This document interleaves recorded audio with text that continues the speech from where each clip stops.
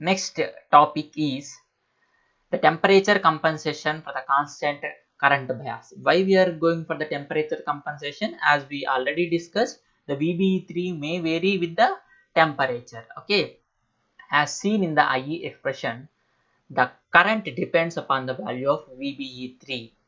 If the temperature changes, VBE is changed and the current IE also get changed. That is the only problem what we got in the last derivation is VBE3 or VBE, that base to emitter voltage may vary with the temperature, that is approximately 2 millivolts for degree centigrade will get changes. Okay, so that the current IE also will get changes. In order to eliminate this, to improve the thermal stability, R2 was replaced with the two diodes as shown in the figure. Okay, in order to eliminate these drawbacks, we have introduced the two diodes in the place of R2. Instead of R2 resistor, we have placed the two diodes, diode 1 and diode 2 here, and the voltages across these diodes are VD and VD.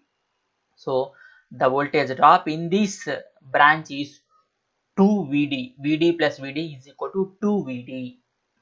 So in this circuit, as the temperature increases, the diode current will increases. Okay, as the diode current is getting increased, then that will decreases IB3 current, the base current of the transistor. If base current decreases or input current decreases, then output current IC3 also decreases, because IC is equal to beta IB. Okay, as the IB is getting low, the IC3 also getting low value. Okay, as the temperature increases, the diode currents decreases, which will result in IB3 decrement. Therefore IC3 also will get decreases automatically. Okay, the increase in the diode current decreases the collector current.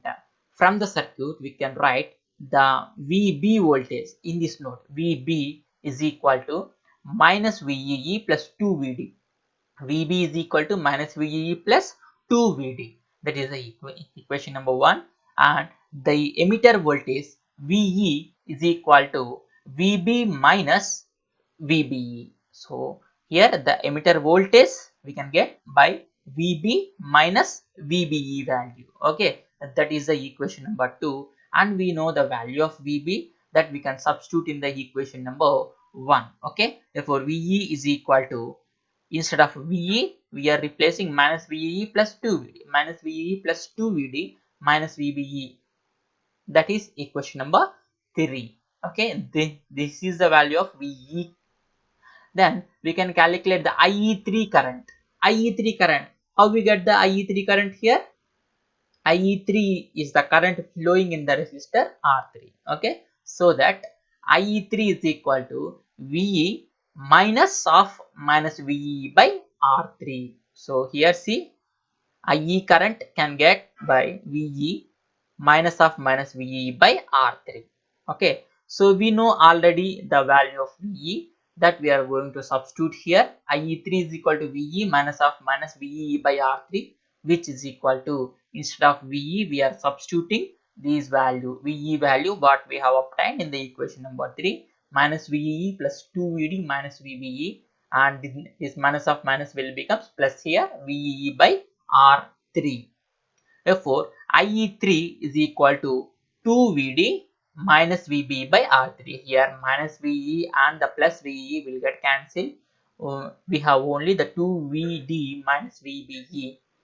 Okay, IE3 is equal to 2 VD minus VBE by R3.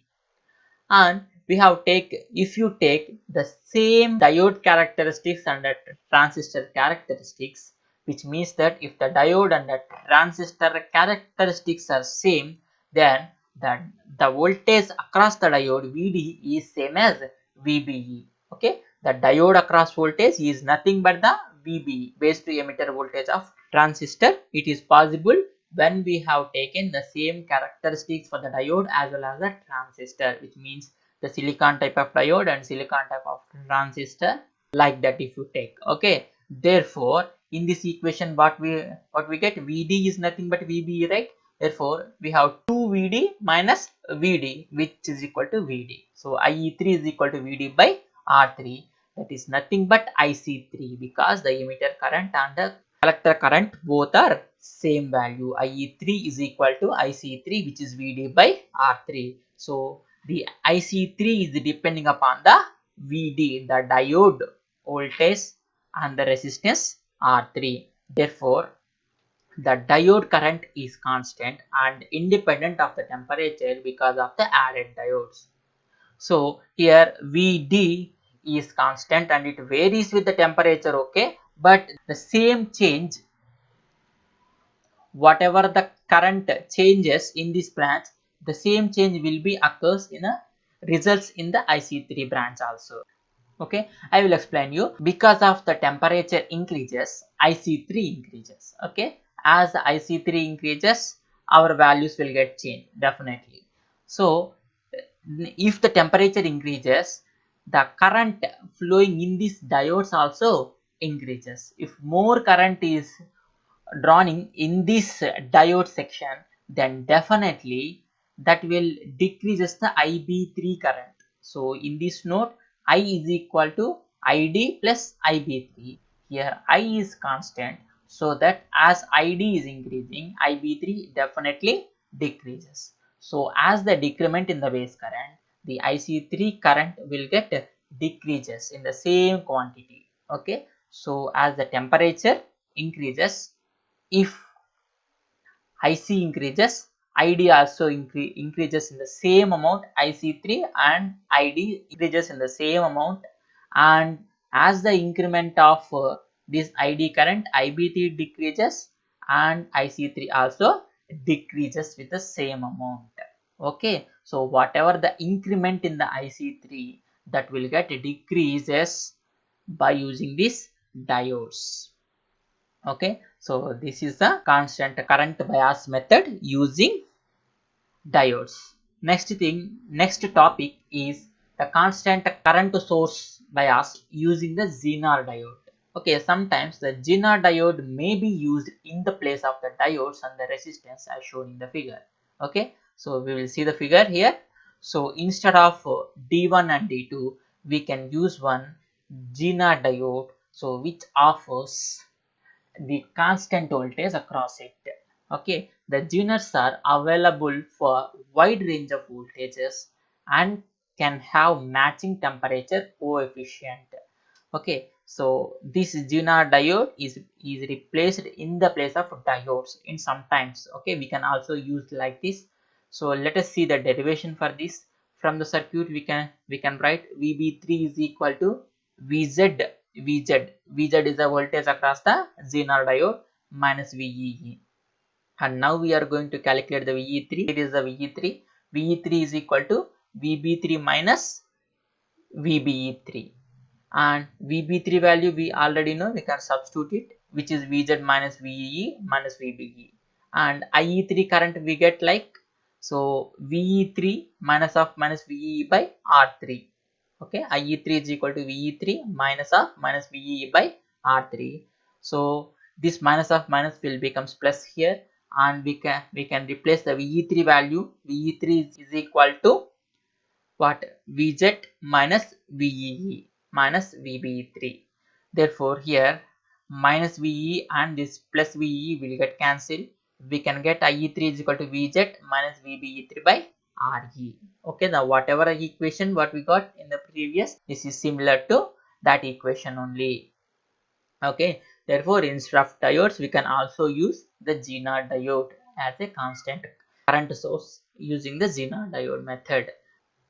The next method to improve the CMRR is the current mirror method. So in this method, mirror image of the input current is reflected as the output current. This type of circuits are called as a current mirror circuit. The circuit in which the output current is forced to be equal the input current is said to be the current mirror circuit. So this is the current mirror circuit in which the input current is equal to the output current, or the output current IC is the mirror image of the input current I2. How it will be? We will see. In a current mirror circuit, the output current is a mirror image of the input current. Okay, output current is a mirror image of the input current, that we will see. Once the I2 is set, then automatically IC3 will be set. IC3 will be equal to the I2 value. Okay, this is the special case of the constant current bias method. It is a special case of the constant current bias method. So in order to improve the CMRR, so which contains less component. If you use this method, which contains only less component, instead of two diodes we have placed one transistor here, so which will give a less components, and Q3 and Q4 are identical. Here one thing we have to take, the transistor Q3 should be identical for the transistor Q4. Okay, therefore if you, as the Q3 and Q4 are identical, the all voltages and all currents both are same. As the Q3 and Q4 are identical, the currents and voltages are same. So VB3 is equal to VB4.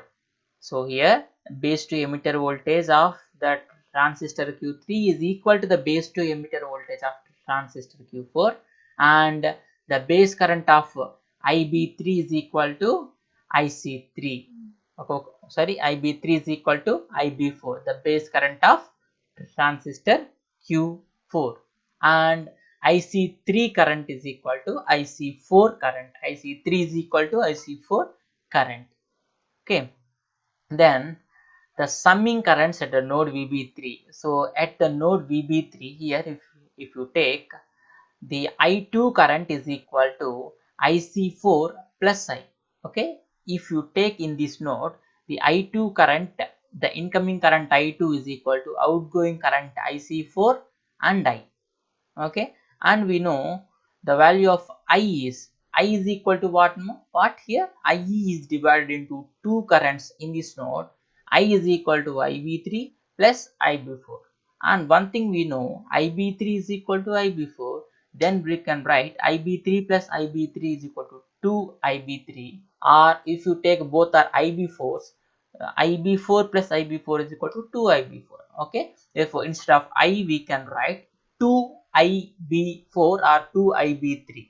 Okay, now similarly I2 is equal to IC4 plus 2 IB4, and from the assumptions, as the Q3 is equal to Q4 transistors, IC4 is equal to IC3 and IB4 is equal to IB3. Okay, so the both equations are same. IC4 plus 2 IB4 is equal to IC3 plus 2 IB3, both are same only. Therefore I2 is equal to IC3, we are taking this equation, IC3 plus, so IB3 is equal to IC3 by beta. Okay, we can write the base current IB is equal to IC by beta. So like that, IB3 is equal to IC3 by beta. We have just replaced it. Therefore I2 is equal to, if you take IC3 as common in this equation, IC3 1, IC3 into 1 plus 2 by beta. Generally the beta is a large value, therefore the 2 by beta is a small value, hence we can neglect it. Therefore I2 is approximately equal to IC3, and I2 is equal to what? I2 is equal to VEE minus VBE3. Here it is VBE3 by R2. Therefore I2 is equal to VEE minus VBE3 by R2.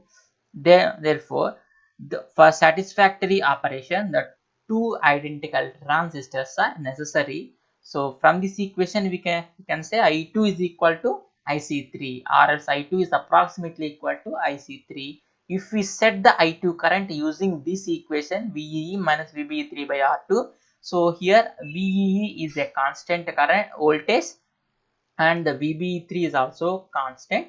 Okay, for a constant temperature, VBE3 is also constant, and R2 is a constant resistance, therefore I2 is constant.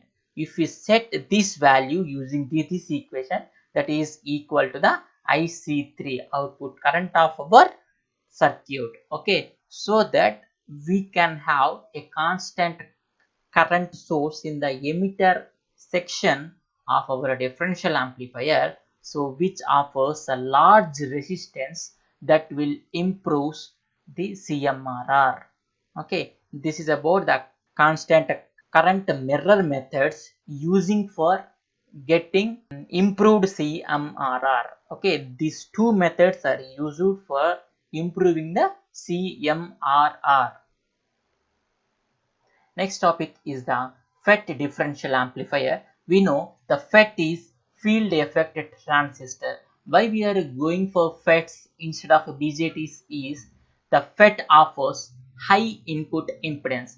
The high input impedance does not give loading effect for the sources. Okay, in order to do that, we are using the FETs in the differential amplifier section. Okay, to improve the input impedance of the differential amplifier, we use FET differential amplifier. So it will produce the input impedance in the order of mega ohms. If we use a normal BJTs, then the input impedance is less. So in order to eliminate that problem, we are going to use the FETs in the input stage of our differential amplifier, okay, which offers the resistance in mega ohms. This is a circuit for the FET differential amplifier. So in this, the BJTs Q1 and Q2 are replaced with the FETs. Okay, these are JFETs. So in the below of this circuit, instead of emitter resistance, we are using the constant current bias method.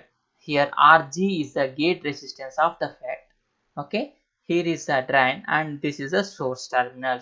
These two sources are joined and then given to the Q3 transistor collector terminal, and VS1 and VS2 are the input signals, and RS1 and RS2 are the source resistances of these sources, and RS1 is equal to RS2. Here RGs are the gate resistances and RT are the drain resistances of our FETs. VDD is the supply voltage, drain supply voltage, which will give biasing for the FETs, and the VEE is the emitter biasing voltage, emitter supply voltage for that transistor Q3.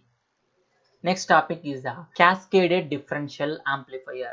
We already know the word cascading. What is cascading? If one stage is interlinked to the another stage, then that is called as a cascading.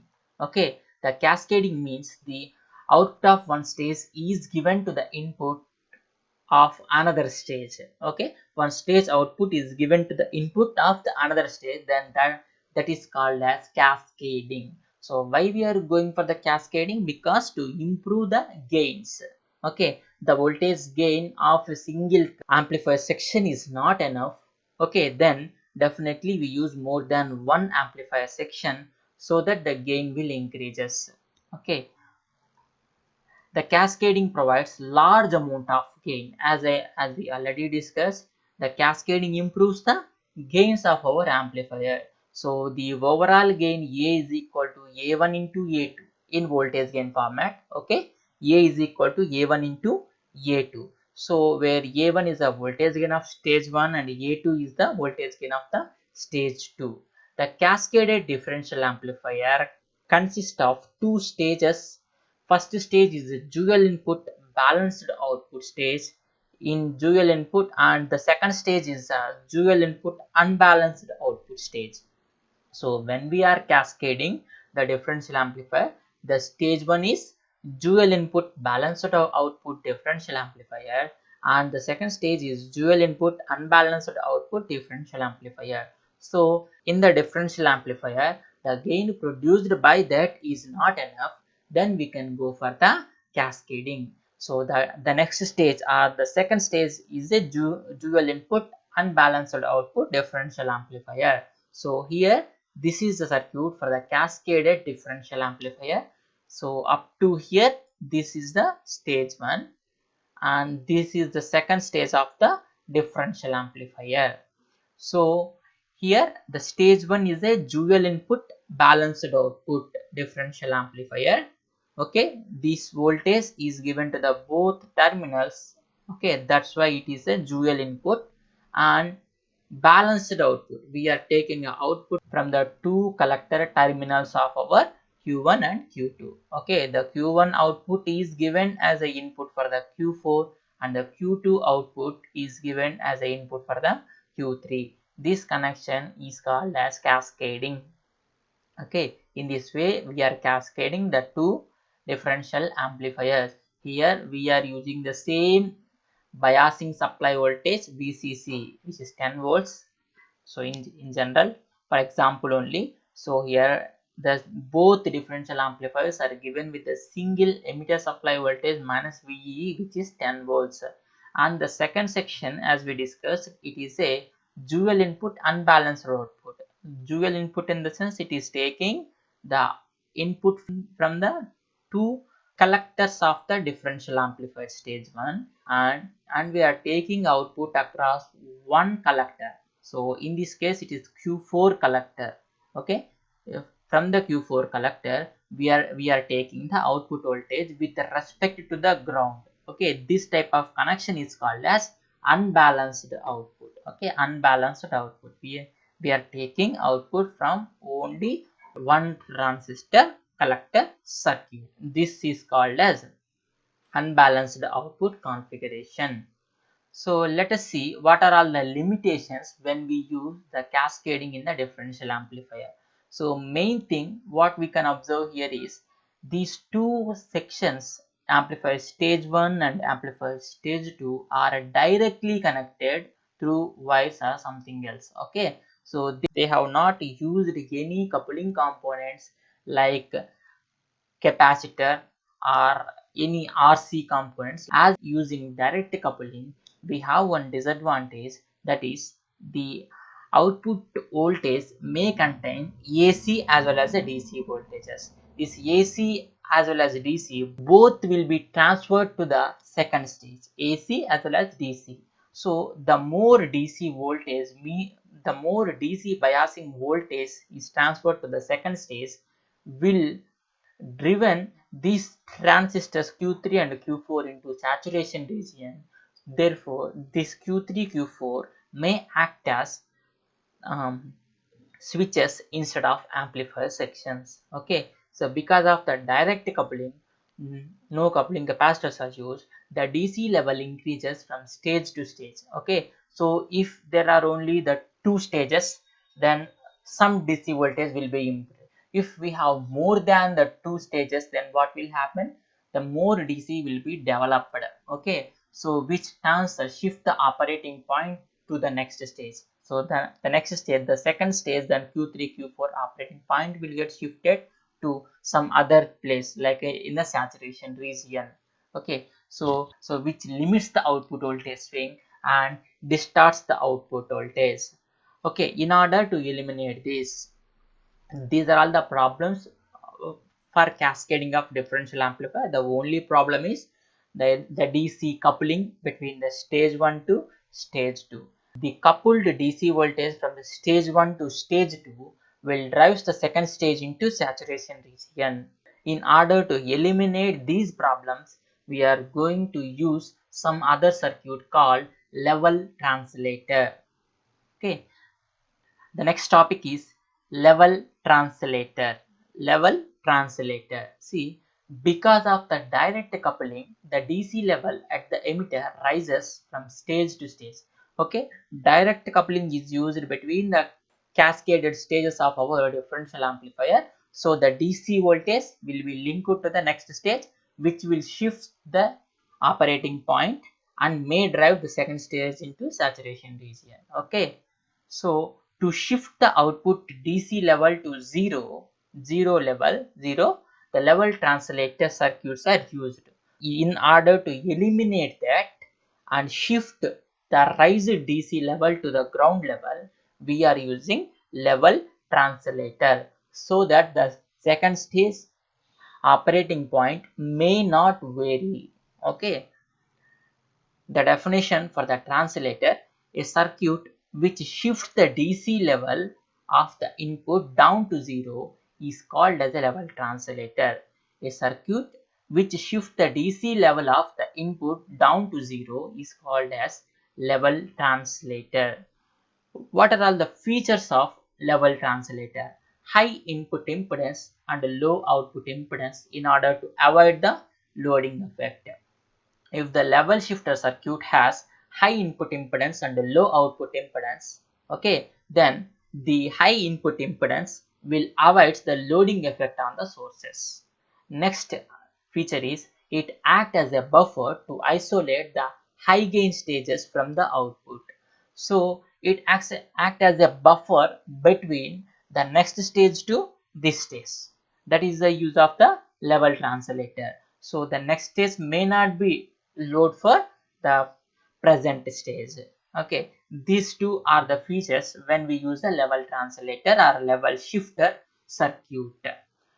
So level shifter or level translator both are same. The simple level translator circuit is a emitter follower. Emitter follower is also called as a CC amplifier, common collector amplifier. CC amplifier in the sense common collector amplifier. The common collector amplifier will act as a level translator. How we will see here. This is the circuit for the emitter follower. So here we will take the output voltage from the emitter of our transistor. Okay, here we are giving the input voltage to the base and the VCC is the supply voltage and R1 is the emitter resistance. If you apply the KVL, the V0 is equal to Vi minus VBE minus IR1. I is the current flowing in the resistor R1. Therefore, V0 is the voltage, okay, which is equal to Vi minus VBE minus IR1. Therefore, V0 minus Vi, V0 minus Vi, output voltage minus the input voltage is equal to minus of VBE plus IR1. Okay, this is the decrement in the voltage. So, what V0 minus Vi. So, V0 is the output voltage and Vi is the input voltage. Okay, so if you take the difference between the output voltage to input voltage, then that is equal to minus of VBE plus IR1.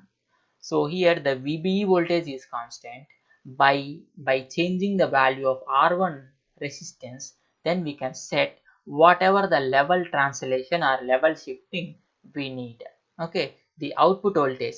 So if you see this equation, V0 output voltage is equal to input voltage minus VBE and minus IR1. Okay, so input voltage may contain more DC voltage. That DC level will be decreased by minus VBE, which is 0.7 for the silicon transistor. Suppose the Vi is 1 volt, then that will be decreased by 0.7 volts. Okay, so the resultant is 0.3. So this is just for an example only. So Vi minus I into R1. If we need more decrement, then we can set I, so the value of R1, in order to shift it to ground level. Okay, based on the DC voltage, we can select the R1 value so as to decrease the increased DC level to ground level. Okay, so another type of emitter follower level translator circuit we will see. An emitter follower with a voltage divider is the simplest form of level translator as shown in the figure. Instead of using one resistor, we can use the two resistor which forms the voltage divider network. Okay, that is the circuit. This circuit is also act as a level translator. So if you see the derivation for this circuit, I is equal to, I is the current flowing in the emitter branch of our level translator. I is equal to the emitter voltage VE. Here is the emitter voltage VE divided by R1 plus R2, and V0 is the output voltage, which is the voltage across the resistor RE. So that's why V0 is equal to applied voltage VE into R2 divided by R1 plus R2, or else we can also say I into R2. I is equal to VE by R1 plus R2. Okay, V0 is equal to I into R2. Like that, we have written the equation. The VE, emitter voltage VE is equal to Vi minus VBE. we already know here the emitter voltage VE is equal to VI input voltage minus the base 2 emitter voltage VBE. Therefore, output voltage is equal to, we can replace VE as VI minus VBE. So, V output is equal to VI minus VBE by R1 plus R2 into R2. Therefore, the output voltage is a decreased version here. So Vi minus VBE is just 0.7 volts is getting decreased from the input voltage, and thereafter we have uh, R1 plus R2 in the denominator, which will decreases the DC voltage from the input. Okay, therefore the output voltage is less than the input voltage. We are going to see the another level translator circuit. Why we are going to in this circuit is there is some limitation in the last level translator circuit. We will see increase in the output impedance. As we are using the two resistors here, the output impedance will get increases. Okay, in order to eliminate that, the constant current source is used instead of R2 resistor. Instead of R2 resistor, we are using a constant current source. So the limitation is increase in the output impedance. So this limitation can be overcome by using a constant current source in the place of R2. Okay, in the next class we are going to see about the integrated circuits.